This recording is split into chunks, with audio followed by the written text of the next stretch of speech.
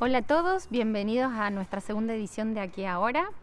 Hoy, en un día muy especial, recibimos al licenciado Mauro Mascotena. Él es licenciado en psicología y está especializado en conducta y trastornos del neurodesarrollo. Hola Mauro, ¿cómo estás? Hola, buen día, ¿qué tal? Muchas gracias por venir y estar aquí con nosotros. Gracias a ustedes por invitarme. El tema que nos convoca hoy tiene que ver con los berrinches y el autismo. Y la primera pregunta es, nosotros como padres tenemos la sensación de que los chicos con autismo tienen más cantidad de berrinches o que estos son más intensos. ¿Esto es una realidad o es un mito? Tiene su cuota de realidad por el hecho de que en el espectro del autismo lo que tenemos por definición es dificultades a nivel de las habilidades de comunicación, a nivel de la posibilidad de interpretar las claves sociales de los demás y también de expresar las propias. Y además la posibilidad de tener intereses muy particulares que no siempre son fácilmente transmitidos o no siempre son honrados por parte del ambiente por ser considerados tal vez que no son buenos o que no son agradables o lo que fuera. Y bueno, esto genera mayor cantidad de posibilidades de conflicto con el ambiente. Conflicto en el sentido de decir, bueno, de más cosas para ser negadas o la posibilidad de no ser entendido en los deseos. Y bueno, hay mayor cantidad de conflictos con el ambiente, es mayor posibilidad de enojos, y cuando estos no son resueltos, esos enojos, dependiendo del perfil de cada persona, la tolerancia a la frustración, la posibilidad de manejar las emociones, puede desencadenar mayor cantidad de berrinches. Los berrinches son habituales para todas las personas en el desarrollo típico a cierta edad, digamos entre los 2, 3, 4 años. En las personas con alguna dificultad en el desarrollo, como puede ser en algunas personas del espectro del autismo, el tema es que estas mismas situaciones de berrinche y enojo con dificultades para expresarse, para manejar las emociones, para elaborar la situación más simbólicamente y poder negociar con el otro desde el lenguaje, se extienden en el tiempo según el perfil del chico en otras edades, ¿no? Incluso adolescencia o adultez. Bien. Y más allá de la comunicación, ¿hay también factores que tienen que ver con la parte sensorial, por ejemplo? Ese sería otro factor, o sea, en el desarrollo típico un chico pequeño puede tener un berrinche por una sobrecarga de algún tipo, emocional o sensorial o de cansancio, ¿no? El chiquito que a las 7, 8 de la tarde explota por casi sin ningún, o sea, buscando un motivo entre comillas aleatorio o caprichoso porque necesita de alguna manera descargar esa carga. En el caso de las personas con además trastornos sensoriales puede haber un berrinche, digamos, o una reacción conductual, emocional por sobrecarga sensorial, que es difícil de diferenciar, pero habría que diferenciar un enojo, un berrinche por un problema de una negativa o un enojo emocional que por una sobrecarga sensorial. Bueno, me das pie a la segunda pregunta porque imagínate que uno como papá, el tema de los berrinches genera un estrés muy grande por diversos factores, por el efecto acumule, ¿sí? Porque esto es algo que, sobre todo como vos mencionaste, en un periodo, en una etapa, es una constante, entonces el efecto acumule es tremendo. Y después otro factor, por ahí hablo un poco personalmente, ¿no? Pero el factor social, no sé, vas a un supermercado, vas al shopping, vas a un cumpleaños, entonces los papás estamos como sumidos a un estrés muy grande porque una cosa es sostenerlo puertas adentro en casa y otro en lugares abiertos, ¿no? Entonces mi pregunta ahí viene, uno como papá, ¿tiene manera de entender los orígenes, en el caso particular de su hijo, tener pistas de por dónde viene y de esa manera anticiparse o evitar determinadas cosas? En algunas situaciones sí, el papá o la mamá o ambos, tenemos claro por qué es el enojo. Por ejemplo, que puede desencadenar un berrinche. Por ejemplo, que caso de que el chico pida explícitamente algo que desea, no sé, quiere comer flan a las 3 de la tarde y ya comió, y el adulto decide decirle que no, y bueno, el chico hace un berrinche. O está en el supermercado y quiere comprar X cosa que el adulto decide decir que no, porque ya compraron 5 o por lo que fuera, y el chico hace un berrinche. Saber la causa o el motivo es una gran cosa, porque por lo menos entendemos de qué se trata la situación, lo cual no nos va a evitar, si el chico hace el berrinche, la incomodidad social, el malestar de verlo sufrir o que esté dolido el chico en ese momento, por más que su deseo parezca caprichoso. Pero por lo menos entender la situación, lo que nos permite es en algún punto tener una idea de qué es lo que correspondería o tendríamos que tratar de hacer, ¿no? En el sentido de que, bueno, si ya dijimos que no y decidimos eso, y escala un berrinche, ceder después, bueno, es un mal negocio a futuro, digamos, ¿no? Más allá de que somos humanos y podemos hacerlo, es un mal negocio en el sentido, digamos, de que esa situación se puede repetir de la misma forma con un berrinche más intenso.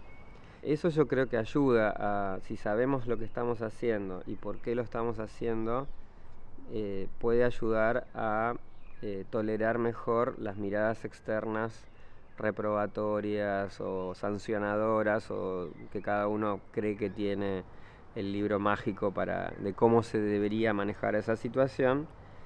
Mi sugerencia ahí es que es muy incómodo y también el adulto, el papá, se pone muy sancionador contra la mirada incómoda que recibe. Claro. Creo que también tenemos que ser tolerantes a que los demás no entienden y no tienen por qué saber lo que está pasando ahí. Lo importante es, pedimos tolerancia para todos, para los chicos con dificultades, pero también para la gente que no puede no entender de qué se trata, y ayudar a tener un cierto blindaje para mantener el rumbo y que ese no sea un factor para que no hagamos lo que tenemos que hacer, digamos, ¿no? O sea, que la mirada social no sea el factor por el cual yo tuve que ceder. Eventualmente puede ser que el chico tenga un tamaño físico que nos complique la situación o que sea peligroso, eso claro. Sí, pero no la mirada social. Ahora, si no tenemos idea de por qué está ocurriendo el berrinche o el enojo, es más difícil de manejar porque tal vez no tenemos tan claro qué deberíamos hacer. Lo que sí sugiero es no preguntarle al chico qué es lo que le pasa si no tiene la posibilidad, si sabemos que no tiene posibilidad de comunicar cosas más sencillas en momentos que está regulado, atento, conectado y contento, y conocemos su nivel de comunicación. Si cuando está enojado no le hagamos una pregunta que no va a poder responder. Que no va a poder responder y que no es el momento para también. Es muy difícil evitarlo, porque es lo que nos surge. Pero lo que pasa es que si en ese momento, además de que el chico está desregulado y enojado, lo que hacemos como adultos que estamos bajo control del descontrol, es preguntarle a él, ¿qué te pasa? ¿Qué necesitas? ¿Qué decirme? Ese chico, si entiende eso, lo que se da cuenta es que está totalmente desamparado porque el adulto que debería poder ayudarlo no sabe qué está pasando y él no está pudiendo comunicarlo tampoco. Con lo cual eso no va a ayudar en nada. Lo que sí podemos hacer es decirle, entiendo que estás enojado, entiendo que te pasa algo, mira, yo lo que voy a hacer es esto. O sea, tratar de darle un margen de predecibilidad de que es lo único que podemos manejar, que es cómo nos vamos a comportar nosotros con él.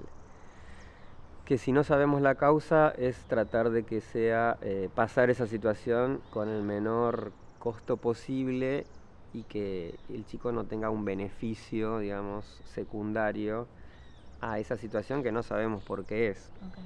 O sea, tal vez la situación es porque el chico quería comprar tal cosa o no sé, o quiere irse, y si lo calmamos dándole otro objeto o otro y se calma y no era lo que quería, de todas maneras se puede reforzar. Claro.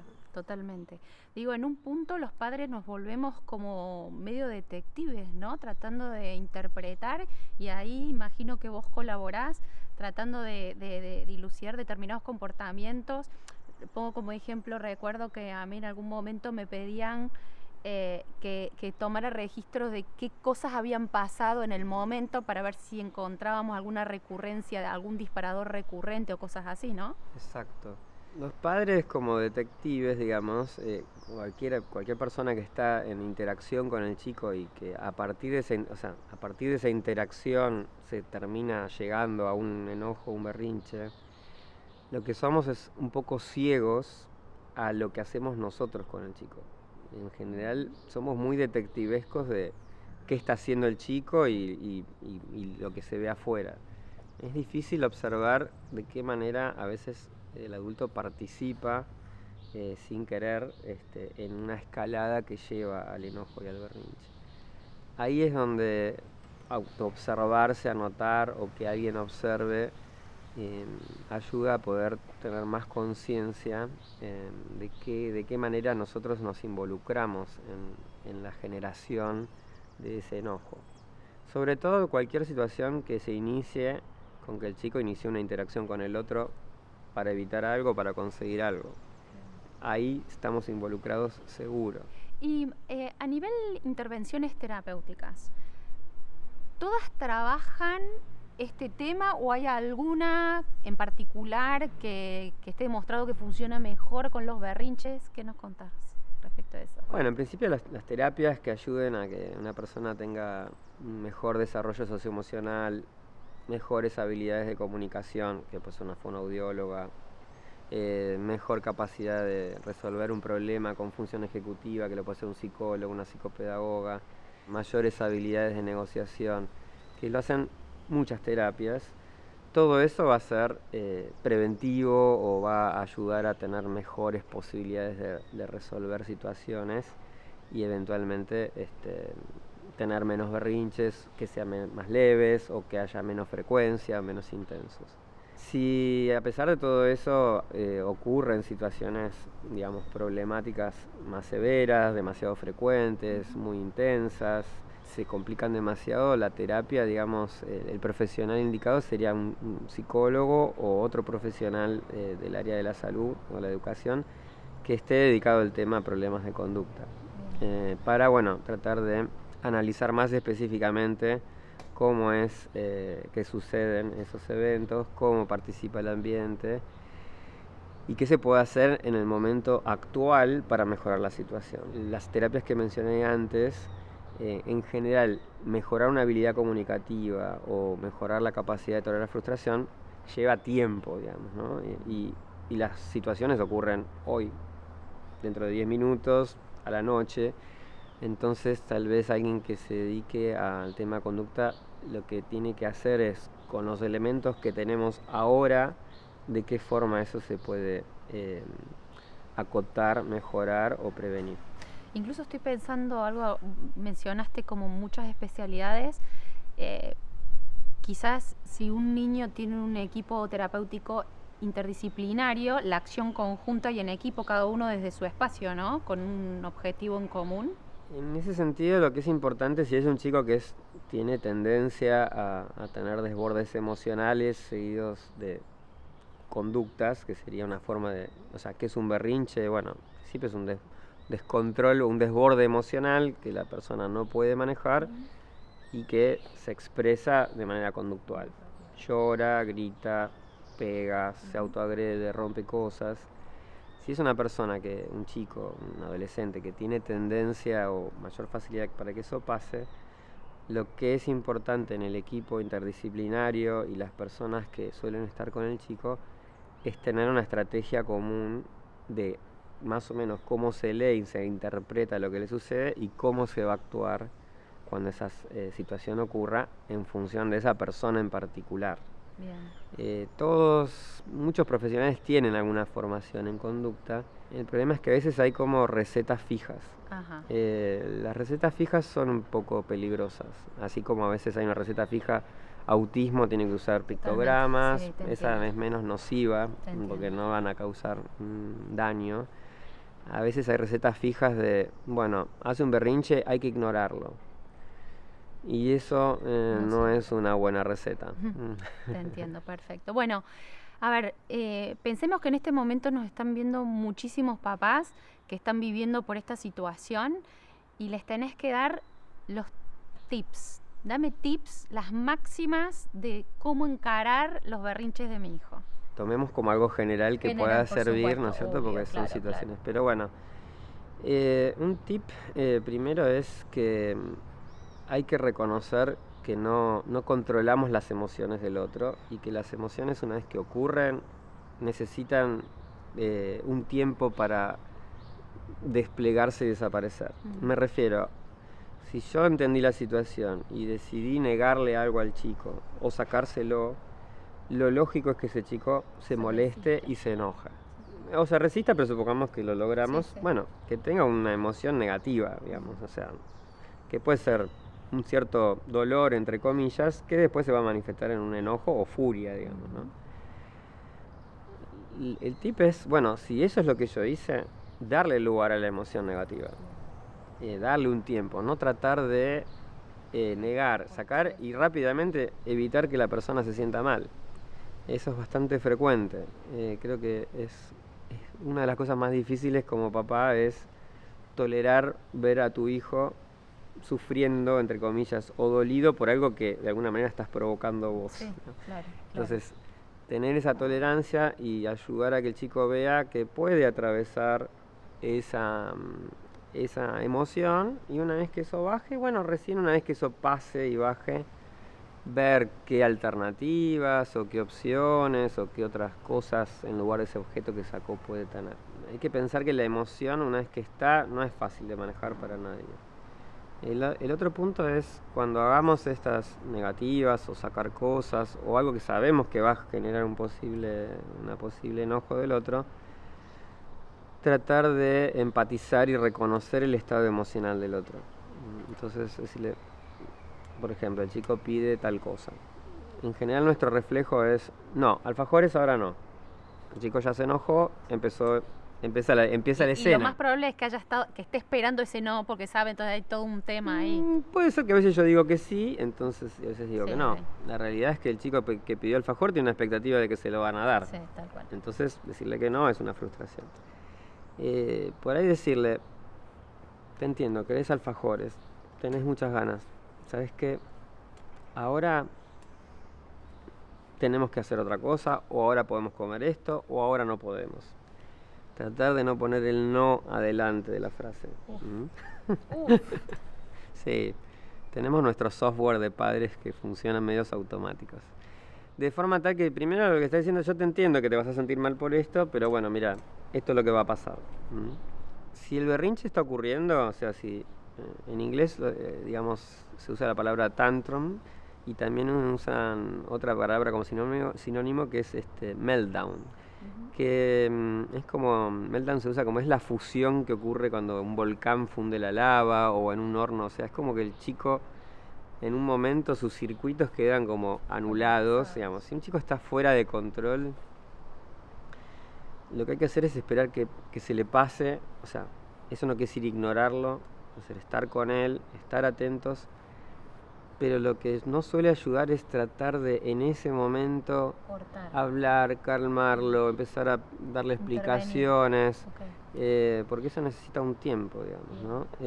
En general, a veces pequeñas situaciones se agrandan porque yo intervengo enseguida, y el chico va escalando y bueno, y en esas discusiones o intentos de no te enojes tanto por esto que es pequeño, el chico se enoja más. Sí, la típica, ¿cómo podés estar enojado? Y uno queriendo evadir como que eso no sucede, y el no reconocimiento. No queremos sentirnos mal de verlo a él mal. Tal cual. Pero en algún punto tenemos que aguantar esa parte. Sí, totalmente. Donde sí tenemos que intervenir sí o sí es si el chico está lastimándose o se puede poner en riesgo o quiere agredirnos, intervenir bloqueando eso, no necesariamente agregando palabras. Claro, tal cual, perfecto. Otro punto en ese sentido asociado es, si hay algo para explicar o algo que yo quiero plantear para que el chico razone, que vea las consecuencias o por qué no está bueno esto, qué otra forma podría él de proceder en esa situación. Eso hay que hacerlo antes, cuando yo sé que viene una situación complicada, o después como elaboración para la próxima. No sirve hacerlo durante. En ese momento la situación es que hay que abordarla de otra forma. Es difícil renunciar a que el otro razone en un momento que no puede razonar. Tal cual. Porque sería lo mejor, pero es improbable que suceda. En general, en ese tipo de situaciones, cuando uno trabaja profesionalmente, analizando un relato de la última vez que pasó esto, si uno pudiera poner pausa y preguntarle al padre, sí, mira, él le pasa esto, a vos esto. ¿Vos pensás que si le dijeras esto que le vas a decir ahora, pensás que va a funcionar o que no? En la mayor parte de los casos se puede decir, no, creo que no va a funcionar. Pero igual lo dijo. Claro. Pero a uno le cuesta pausar, digamos, ¿no? Sí. En ese sentido, Entramos como en un automático fácil también de el decir, adulto. sí, fácil de decir y difícil de hacer. En un berrinche, salvo que sea una cosa puramente sensorial, hay una dificultad de manejar una emoción, una frustración, una sensación de que no puedo manejar las cosas como yo quiero, de las cosas no son como esperaba. Lograr eso es todo un desafío, por algo le pasa a los chicos de 2, 3, 4 años y a los 5 o 6, que ya están con otro nivel simbólico y demás, se espera que tengan más recursos, ¿no? Pero lleva todo un tiempo. La idea es que nosotros podamos modelarle eso en esa situación. Si yo le puedo mostrar cierto manejo de mis emociones y control aún en esa situación, estoy ayudándolo a mostrarle que eso es posible.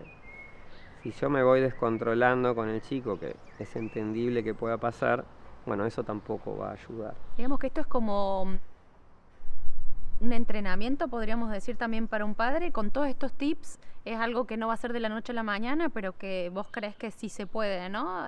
Lograr desde el adulto, desde el papá, sobrellevar y empezar a encauzar. Es una situación de dos partes, digamos, por decir, el niño y el ambiente. Y bueno, según el caso, a veces hay chicos más difíciles y que son menos responsivos a cómo el ambiente responde o no. Pero en la mayoría de los casos, sí, poder tener una estrategia, tener confianza en que esa estrategia, eso es fundamental. Tener la confianza de cuál es el rumbo, qué tengo que hacer y a dónde quiero llegar y poder sostenerlo. En la parte difícil, que es cuando esa situación va escalando, eso puede ayudarte a otra persona a tener la confianza o a atravesar esa situación alguna vez acompañado. Ese entrenamiento hace que la próxima vez tengas más facilidad.